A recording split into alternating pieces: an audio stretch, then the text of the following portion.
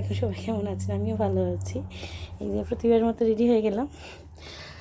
আজকে কোথায় যাব? আজকে আমার ছেলেও ব্লগ পড়ছে, আমিও ব্লগ পড়ছি। আর কোথায় যাচ্ছি পরবর্তীতে জানাবো।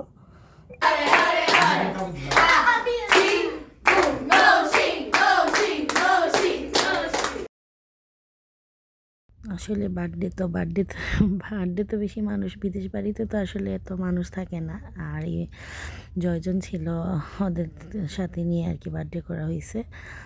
আমরাও ছিলাম, আমি আর আমার ছেলে গেছি।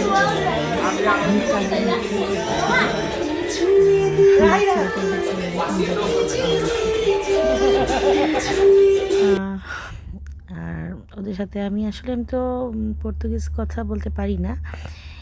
এই যে ভাষা শিখতেছি,